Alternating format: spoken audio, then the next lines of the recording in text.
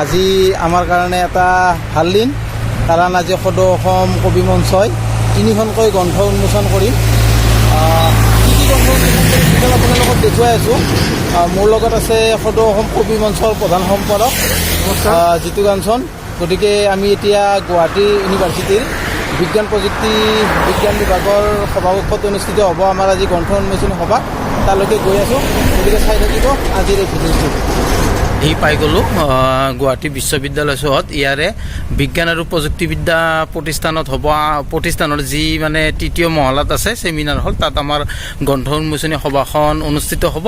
আৰু গৈ আছোঁ তালৈকে, দেখুৱাই আছোঁ আপোনালোকক সকলো কাৰ্যসূচী। গতিকে চাই থাকক মণ্টুছ ভেৰাইটি। অকণমান পৰিৱেশটো দেখুৱাই দিছোঁ। গুৱাহাটী বিশ্ববিদ্যালয়ৰ সুন্দৰ পৰিৱেশ। আৰু এইফালে আমি এখন বেনাৰ আঁৰি দিছোঁ সদৌ অসম কবি মঞ্চৰ এই গ্ৰন্থ উন্মোচনী সভাৰ, যাতে সকলোৰে সুবিধা হয় আৰু সকলোৱে যাতে গম পায়। 3খনকৈ গ্ৰন্থ উন্মোচন কৰা হ'ব আজি বিজ্ঞান আৰু প্ৰযুক্তিবিদ্যা বিভাগৰ ছেমিনাৰ হলত। গতিকে অকণমান বেনাৰখনো আপোনালোকৰ লগত শ্বেয়াৰ কৰিছোঁ। আৰু গৈ আছোঁ বিজ্ঞান আৰু প্ৰযুক্তিবিদ্যা বিভাগৰ সেই ছেমিনাৰ হললৈ। এইপিনে সোমাই গ'লে 3য় মহলাত আছে আমাৰ ছেমিনাৰ হলটো, য'ত সভা হ'ব। আৰু আহি মই সভাকক্ষ পাই গ'লোঁ। বিভিন্ন প্ৰান্তৰ কবি আহি ইতিমধ্যে উপস্থিত হৈছে। এয়া বন্তি প্ৰজ্বলনেৰে সভা আৰম্ভ কৰা হৈছে। আৰু এইফালে চয়নিকা কলিতাই এটি বৰগীত গাই আছে। গতিকে চাওকচোন, অনুষ্ঠানটি উপভোগ কৰক।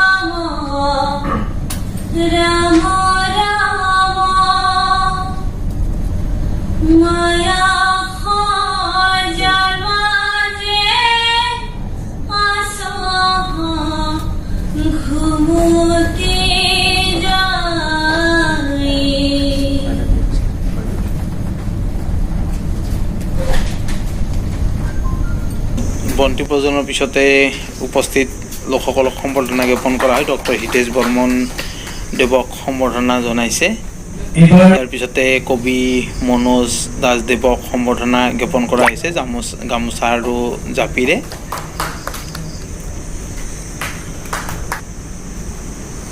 গুৱাহাটী বিশ্ববিদ্যালয় বাণিজ্য বিভাগৰ অধ্যাপক কবি প্ৰশান্ত শৰ্মাদেৱক সম্বৰ্ধনা জনাইছে অলকেশ কলিতাই গামোচাৰে। এইবাৰ আমাৰ সদৌ অসম কবি মঞ্চৰ সভাপতি জাভেদ জামান দেৱক সম্বৰ্ধনা জ্ঞাপন কৰা হৈছে। চাকিল আমিদে সম্বৰ্ধনা জ্ঞাপন কৰিছে। সদৌ অসম কবি মঞ্চৰ কাৰ্যকৰী সভাপতি মানসী শইকীয়া বাইদেউকো সম্বৰ্ধনা জ্ঞাপন কৰা হৈছে। ৰুনুমী দত্ত বাইদেউ, তেখেতৰ জীৱনৰ প্লেটফৰ্ম গ্ৰন্থখন আজি উন্মোচন কৰা হ'ব। তেখেতক সম্বৰ্ধনা জনাইছে নয়ন কমল মহন্তই। এইফালে ময়ো লৈছোঁ সম্বৰ্ধনা, চাকিলে সম্বৰ্ধনা জনাইছে। এইফালে ভাস্কৰ্য শব্দৰ সৃষ্টিৰে সেৱা কৰাৰ যি মনোভাৱ লুকাই আছে, পোনপ্ৰথমে মই তেওঁলোকক অভিবাদন জনাইছোঁ সেই সকল কাব্যপ্ৰেমিক যিসকলে মঞ্চত উপবিষ্ট আছে আৰু দৰ্শকৰ শাৰীত উপবিষ্ট আছে। তেওঁলোকৰ উপস্থিতিয়ে প্ৰমাণ কৰিছে যে জীৱনৰ সকলো ব্যস্ততাময় সময়ৰ পৰা, বস্তুবাদী চিন্তাৰ পৰা তেওঁলোকে কিছু সময় উলিয়াব বিচাৰে কবিতাৰ বাবে। কবিতাই অশৰীৰী শৰীৰে এক নাৰী মুক্তিৰ চন্দ্ৰিকাৰে যেন সকলোৰে হৃদয়ত বিৰাজ কৰে। কাব্যপ্ৰেমেৰে তেওঁলোকে প্ৰমাণ কৰিছে তেওঁলোকে ভাল পায় মনুষ্যত্ব, তেওঁলোকে ভাল পায় সমাজক, তেওঁলোকে ভাল পায় প্ৰেম। শ্ৰদ্ধাভাজন উপস্থিত সমৰুৱা আহাসু খন্তেক তুমি প্ৰকৃতিৰ আনিৰ পাৰি থোৱা শিলাখনত সঁচাকৈ এই কংক্ৰিটৰ অৰণ্যৰ পৰা মই কবিতাৰ ভাষাৰে গুচি যাওঁ সেই নদীৰ শিলনিলৈকে, গুচি যাওঁ নদীৰ পাৰৰ সেউজীয়ালৈ। গতিকে কবিতাই মানুহক ষ্ট্ৰেছ মেনেজমেণ্টত সহায় কৰিব পাৰে বুলি মই ভাবোঁ। কবিতাই দিব পাৰে এক অনুভূতিক গাঢ় কৰিব পাৰে। আমাৰ অনুভূতি খুব তুলনা হৈ থাকে। এই যিটো কাঞ্চনৰ এই ৰঙা এই যিটো চেলেং লৈছে ভাল লাগিছে, তেনেকুৱা ধৰণৰ ওপৰুৱা হৈ থাকে। তাৰ ভিতৰলৈ আমি সোমাব নোৱাৰোঁ। আমি অনুভৱ কৰিব খোজোঁ। সদৌ অসম মঞ্চৰ মাহেকীয়া আলোচনী প্ৰজ্ঞাৰ সন্ধানত উন্মোচন কৰে ডক্টৰ হৰিপ্ৰসাদ শৰ্মাদেৱে আৰু তেখেতে গ্ৰন্থ উন্মোচন কৰি ভাষণ প্ৰদান কৰে। এইটো ভাগ্যৰ বলত মই পাইছোঁ আৰু এইখন উন্মোচন কৰা বুলি মই ঘোষণা কৰিলোঁ। আৰু বেটুপাতটো দেখিলে মই বেটুপাতটো মোক পঠিয়াইছিলে আগতে, ইমান ধুনীয়া একদম মন প্ৰাণ উৎফুল্লিত, ভাল লাগি যায়। আৰু যিটোৰে হওক গোটেইখিনি মানুহৰ তাৰমানে এনেকুৱা হ'ল ইয়াৰ লগত অশান্তি বিচাৰ ভালেই লাগিব তৎক্ষণাতে যে এইটো কি দিছে, কৃষ্টিৰ বেদীত সৃষ্টিৰ শলিতা জ্বলাই হাতে হাতে ধৰি আমি যাওঁ আগুৱাই। এইটো কম কথা নে বাৰু? যদি আমি কওঁ কবিতাৰ মই এটা শব্দতেই কিমান শব্দ, মই এতিয়া মোৰ নিজৰ কথা নিতাম। এদিন আমাৰ এজন প্ৰফেচাৰৰ লগত কি কোৱা নাছিলে,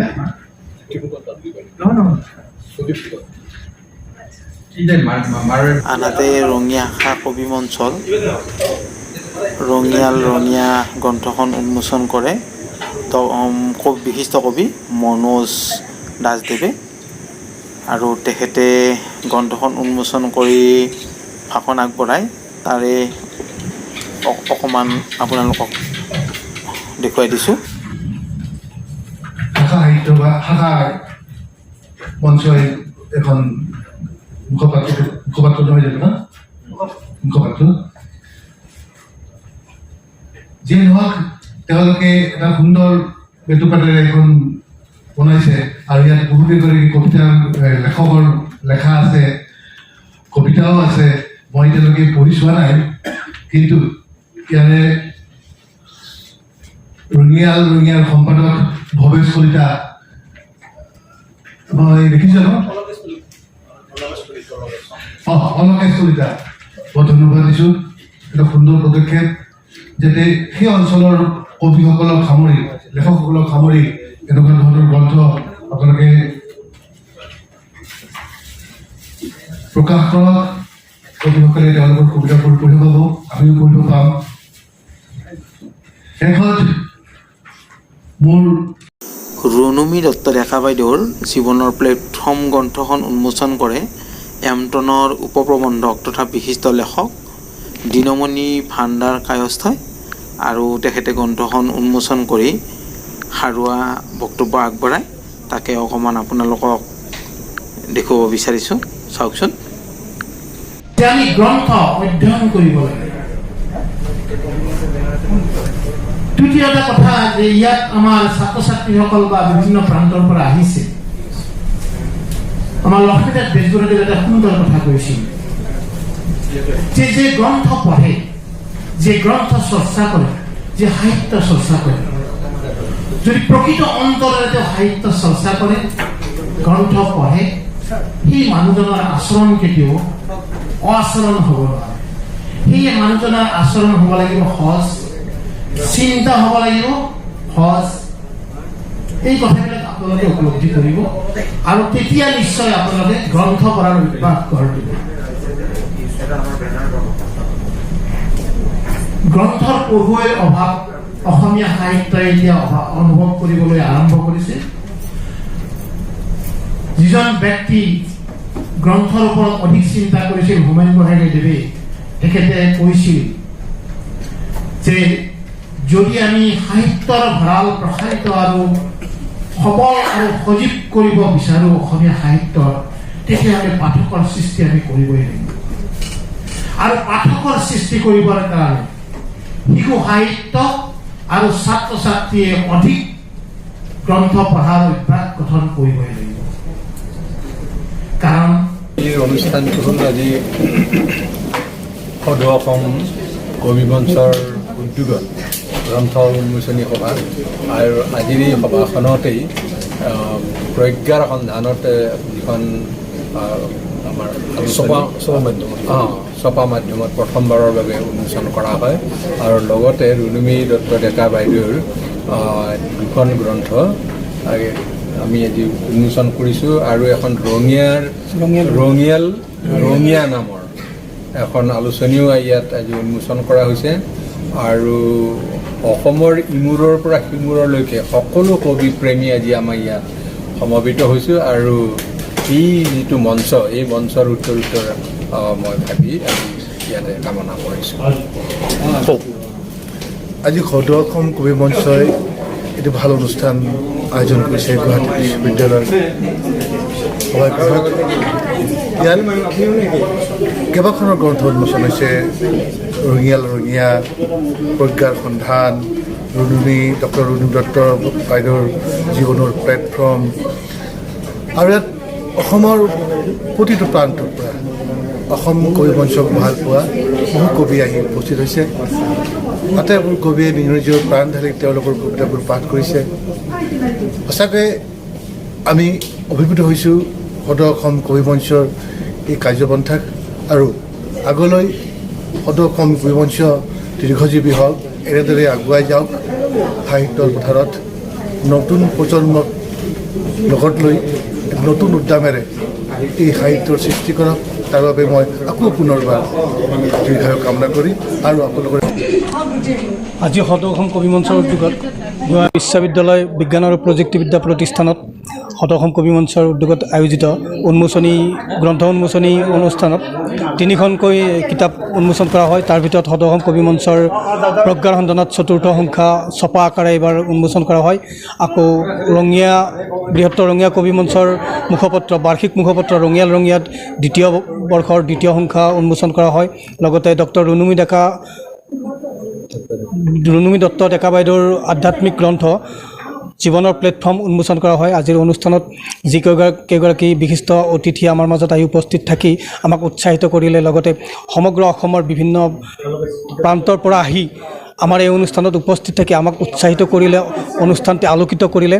তাৰ বাবে আমি সকলোকে ধন্যবাদ জনাইছোঁ।